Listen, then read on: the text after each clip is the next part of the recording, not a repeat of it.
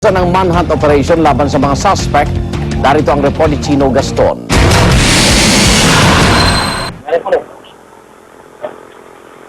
Ang sunod-sunod na putok mula sa nagliliyab na sasakyang ito na nakunang pa na cellphone video ang gumising sa mga residente ng Purok 2 sa barangay San Simon sa Dilalupihan, Bataan.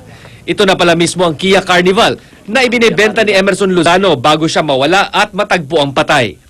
Pero higit sa sasakyan, mas nakahihindik ang sinapit ng sinunog na si Lozano. Pareho sa sinapit ng katrabaho niyang si Hernani Sensil at ang isa pang car trader na si Benson Evangelista. Bukod sa sinunog, lahat din sila, ayon sa autopsy report, binaril sa ulo gamit ang 9mm pistol. Sa kanilang lahat, tanging sa labi lang ni Sensil may na-recover na slug ng bala. Isinasa ilalim na ito sa ballistic examination kung anong baril ito galing.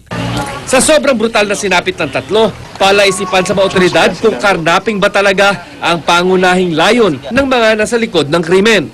It may be carnapping or not. It may be vengeance or not. But we have the facts. People were killed. And we would like to know the motive. Kaya naman ikinasa na ang malawakang manhunt para sa mga sospek sa dalawang krimen. Si Evangelista, huling namataang kasama ng lalaking kinilalang si Alan Torres na nakasuot daw ng pambabaeng damit, nakasalamin, payat at may 5 feet ang taas. Kasama niyang nag-test drive sa sasakyan ni Evangelista ang isang nagpakilalang mekaniko na payat din, krukat ang style ng buhok at may 5'4 hanggang 5'5 ang taas. Bukod dyan, may isa pang di pinapangalanan ng sospek na sinisilip na ang criminal record para malaman kung may kapareho sa kaso ni Lozano at Evangelista. Iisa yung ating na-identify so far at na-research na rin natin yung kanyang criminal records and the manhunt operation is ongoing.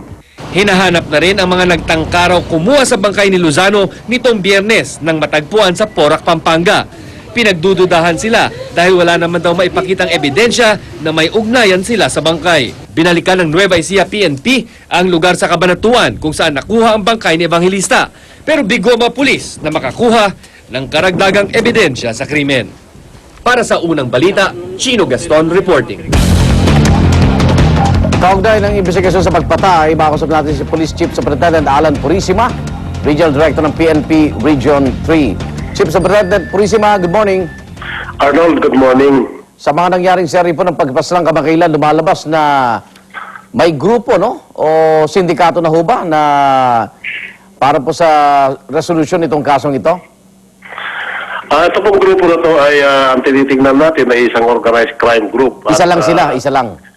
Maaari, posible pong nag-iisa ito, pero hindi pa rin po natin pinipilit ang pinto na para kung meron pang ibang involved na grupo ay tinitingnan pa rin po natin.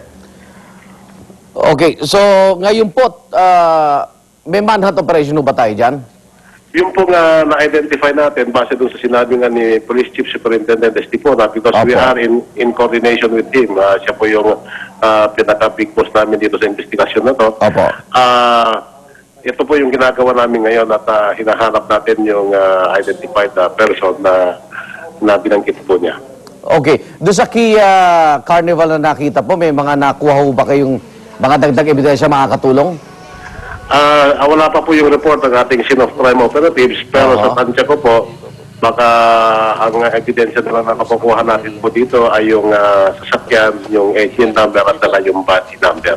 Mga witness, may mga lumutang na? May mga nakausap kami, pero so far wala pang positive na nag-identify yung makapagbigay ng sketch pan lang doon sa mga taong nagka-dump ng sasakyan doon sa Dilalupihan. Okay. Pero patuloy pa rin po yung mga pulis natin na naghahanap kung sino man ang maaaring nakakita. Hanggang doon muna ako at ayoko madiskaril kung ano man yung mga ginagawa niyo operation, Superintendent. Maraming salamat, Arnold. Ingat po kayo, Police Chief Superintendent Alan Purisima, Regional Director ng PNP Region 3. Sa ibang balita, pasang-bahas na makipagpulong sa mga opisyal ng LTFRB ngayong araw para sa kanilang petisyong dagdag pasahe sa jeep. Sa gitna na rin niya ng linggo ang dagdag presyo sa mga produktong petrolyo. Darito ang report ni Bernadette Reyes. Nabulaga ang tsuper na si Fred Calvay sa balitang nagtaas na naman ang piso ang kada litro ng diesel. Kaya ang laan niyang oras sa pamamasada, wala na siyang magawa kundi habaan pa. Dahil bigyan ng ikot, para makabawi naman. tumaas din ng 75 centavos ang presyo ng gasolina. Sa monitoring ng Department of Energy, umaakyat raw ang presyo sa pandaigdigang merkado, kaya di na silang sorpresa sa panibagong serye ng oil price high. Yung demand for oil, tumataas talaga globally. Isa pang nakatulong sa pagpapataas ng presyo na langis yung pag-shutdown ng Alaska Pipeline. No? Sa dahilan yan, nagkakaroon tayo ng issue sa supply sa North America. So yung trading ng oil ay tumaas tuloy.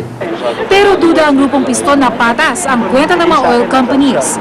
Panahon na raw para umaksyon ng gobyerno sa pamamagitan ng pansamantalang pagsuspindi ng 12% VAT sa mga produktong petrolyo.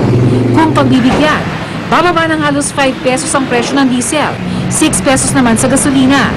So once na bumaba ang diesel sa 35, below 35, ayan pwede kami sa piston, willing kami manatili sa kasalukuyang 7 piso na pamasahe. Sa ngayon, tuloy ang pakikibakan ng grupo na itaas ang singil sa pasahe sa jeep. Bukas muli makikipagpulong ang pasang Mazda sa LTFRB para umapila na imbis na 50 sentimos piso na ang hihilingin nilang dagdag singil sa pasahe. Halaga ng diesel last week ay nasa 38.75. Nagtaas po ng piso, 39.75. Nasa 40 pesos na po ngayon per litro. Aking ididiin sa kanya na piso na ang kanilang ibalik na provisional fare. Sa nakaumang na petisyon ng mga transport group, hiling nilang itaas ang minimum fare sa 8 pesos mula sa kasalukuyang 7 piso para sa unang 4 na kilometro.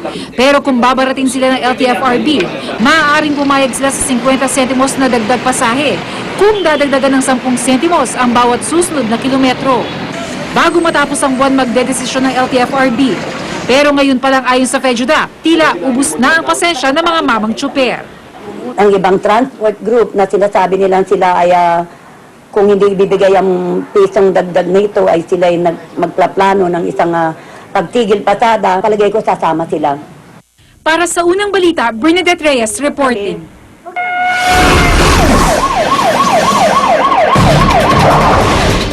Isang lalaking tumatawid sa Macapagal Boulevard sa Parañaque City patay matapos mabundol ng isang SUV. Ayon sa MMDA, wala pang pagkakakilanlan ang biktima. Nakasuot ito ng kulay itim na sando at maong pants. Nangyari ang aksidente sa southbound lane ng Macapagal Boulevard malapit sa isang mall. Agad namang sumuko sa Parañaque Traffic Police ang driver ng SUV. Sa Commonwealth Avenue sa Quezon City, patay din ang isang babae matapos masagasaan ng bus. Ang report mula kay JP Soriano. Halos hindi na makilala ang 48 anyos na mananahing sila Arnie Redoblado matapos siyang masagasaan ng bus na ito sa Commonwealth Avenue kahapon na umaga. Ayon sa pulisya, nakatawid na sa isang bahagi ng tinaguriang Killer Highway ang biktima nang abutan siya ng bus na mabilis daw ang takbo. Sa CCTV video ng MMDA, makikita naglabasan ng mga usisero at nagdulot ito ng pagbagal ng trapiko. Ang anak ng biktima, labis ang paghihinagpis sa pagkawala ng kanyang ina. Mag-a-apply nga daw po sana siya. Tapos, yun nga po nangyari. Balitaan ko na lang po. Agad sumuko ang bus driver na si Jomar Cabrera. Hindi raw mabilis ang takbo niya. Nabigla lang daw siya sa biglang pagtawid ng biktima. Nangingila ko lang pa dispensa. Hindi naman ginusto ko yan ang mangyari. Ayon sa pulisya, bagamat hindi sa pedestrian lane tumawid ang biktima, naharap pa rin sa kasong reckless imprudence resulting in homicide si Cabrera na under custody na ngayon ng Quezon City Traffic Police. Nangako naman doon ang tulong pinansyal ng Luzon Bus Company na siyang may-ari ng bus sa mga kaanak ng biktima. Paalala ng traffic police sa mga bus driver, maging alerto sa pagmamaneho, sundin ang batas trapiko at huwag mabilis magpatakbo. Babala na naman nila sa publiko.